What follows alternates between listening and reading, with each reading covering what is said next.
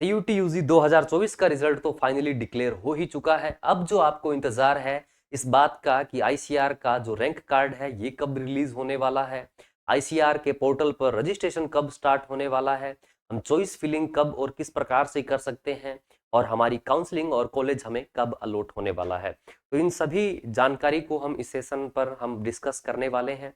और इसी प्रकार की जानकारी के लिए आप इस चैनल को भी सब्सक्राइब कर लीजिएगा, क्योंकि आपकी काउंसलिंग को वो बेहतरीन बनाने के लिए जो भी इंपॉर्टेंट रिक्वायर्ड आपकी इन्फॉर्मेशन है इसी चैनल के माध्यम से मिलती रहेगी। आज हम बात करने वाले हैं कि आपके आईसीआर एडमिशन में, आईसीआर यूजी एडमिशन का जो पोर्टल है ICR-admission.in, उस पर रजिस्ट्रेशन के दौरान लगने वाले इंपॉर्टेंट रिक्वायर्ड डॉक्यूमेंट्स आपके कौन कौन से हैं उनके बारे में हम यहाँ पर बात करने वाले हैं। 20 से 25 दिन अमूमन हम मान के चल रहे हैं कि आईसीआर का जो रैंक कार्ड है वो रिलीज हो जाएगा। जिन स्टूडेंट्स ने यूजी के अंदर अपीयर करते टाइम आईसीआर को टिक किया था, सिर्फ उनके लिए ही आईसीआर क्या करने वाला है, काउंसलिंग को करने वाला है। तो उनके लिए यहाँ पर कौन कौन से डॉक्यूमेंट्स की रिक्वायरमेंट रहने वाली है वो हम यहाँ पर बात करते हैं। आईसीआर का जो एडमिशन का जो पोर्टल है कुछ इस प्रकार से आपको दिखाई पड़ेगा। ये ICR-admission.in जो वेबसाइट है इस पर आपको विजिट करना होगा। आपके मेल पर एक लॉगिन आईडी और पासवर्ड आएगा, उस पर क्लिक करके आप इस पोर्टल पे आएंगे और वहां पर आप रजिस्ट्रेशन को करेंगे। रजिस्ट्रेशन करने के बाद आप चॉइस फिलिंग करेंगे, है ना। तो आप जो आपकी जो जानकारी है, आपका नाम क्या है, पिता का नाम क्या है, 12th 11th आपने कहाँ से की है, सारे के सारे जो डॉक्यूमेंट्स हैं वो आपको अपलोड करने रहते हैं। उसके बाद ही आप चॉइस फिलिंग करते हैं। उसके बाद ही आप क्या है, चॉइस फिलिंग जो है इसको करते हैं। चॉइस फिलिंग करने के बाद आपको आपका जो काउंसलिंग है वो स्टार्ट हो जाता है। काउंसलिंग के अंदर लगभग 1.5 से 2 महीने का जो टाइम पीरियड है वो यहाँ पर देखने को मिलता है। तो चॉइस फिलिंग ही आपका सबसे मोस्ट इम्पोर्टेंट पार्ट होता है, जो डिपेंड करता है कि आपको कौन सा कॉलेज कौन से नंबर पर कौन से सब्जेक्ट के लिए मिलने वाला है। तो आप अगर अच्छे कॉलेज की तलाश में हैं, आप बीएससी ऑनर्स एग्रीकल्चर के लिए, हॉर्टिकल्चर के लिए, फिशरी साइंस के लिए, या जो आपकी फॉरेस्ट्री साइंस है, किसी भी सब्जेक्ट के लिए अगर आप आईसीआर काउंसलिंग में बेहतरीन कॉलेज की तलाश में हैं।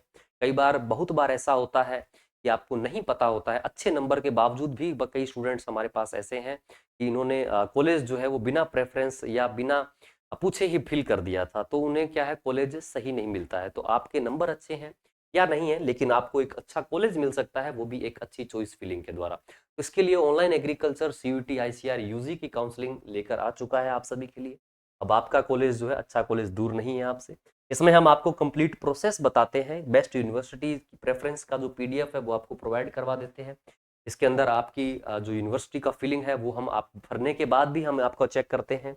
इसके बाद आपको जो भी डाउट्स रहते हैं कि जी मेरा इस नंबर पे कौन सा सब्जेक्ट रहने वाला है, कौन सा सब्जेक्ट मुझे बीएससी के लिए करना चाहिए या बीटेक के लिए करना चाहिए, वो सारे के सारे एफआईक्यूज या आपके डाउट सेशन है जूम मीटिंग पर हम आपको हल करवा देते हैं। साथ ही साथ डॉक्यूमेंट वेरिफिकेशन के अंदर आपको हेल्प मिलती है।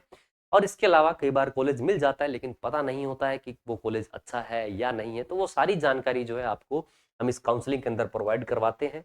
जस्ट 299 के अंदर ये काउंसलिंग का बैच आप एनरोल कर सकते हैं। ज़्यादा जानकारी के लिए आप इस कॉन्टैक्ट नंबर पर भी कॉन्टैक्ट कर सकते हैं, तो यहाँ पर आपको सारी जानकारी मिल जाएगी।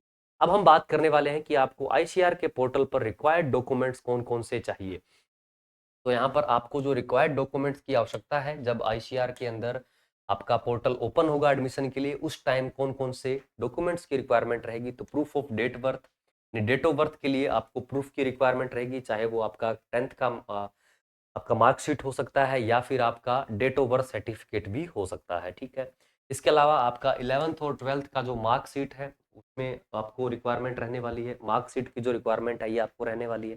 ट्रांसफर सर्टिफिकेट यानी टीसी की आपको रिक्वायरमेंट रहने वाली है। जो एनटीए के द्वारा आपके लिए एडमिट कार्ड इशू किया गया था, इसकी रिक्वायरमेंट रहने वाली है। ये सारे के सारे जो जो डॉक्यूमेंट हैं वो आपके आईसीआर के एडमिशन पोर्टल पर अपलोड होने वाले हैं। तो इनको अगर आपने नहीं संजो कर रखा है तो अभी से संजोना स्टार्ट कर दीजिए, क्योंकि जल्द ही आपकी 20 से 25 दिनों में आपका जो रजिस्ट्रेशन है काउंसलिंग पोर्टल पर वो स्टार्ट होने वाला है।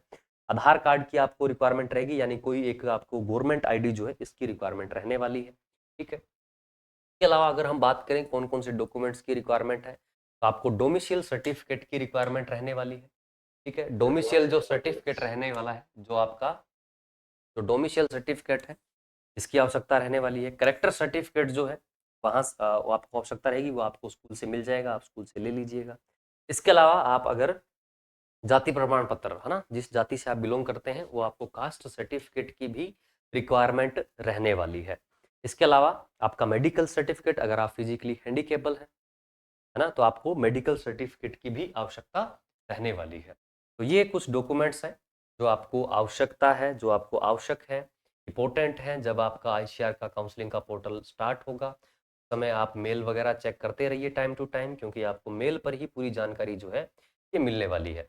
बाकी सबसे इम्पोर्टेंट पार्ट आपकी काउंसलिंग के अंदर जो है चॉइस फिलिंग का ही रहता है। उसके लिए अगर आप बेहतरीन प्लेटफॉर्म की तलाश में हैं तो आप इस नंबर पे कांटेक्ट कर सकते हैं। जस्ट 299 में आपको बेहतरीन काउंसलिंग जो है ऑनलाइन एग्रीकल्चर प्रोवाइड करवाता है। आज के लिए इतना ही करेंगे। चैनल को सब्सक्राइब कर लीजिएगा, ऐसे ही इंपॉर्टेंट अपडेट्स इसी चैनल पर आपको मिलते रहेंगे। Thank you so much.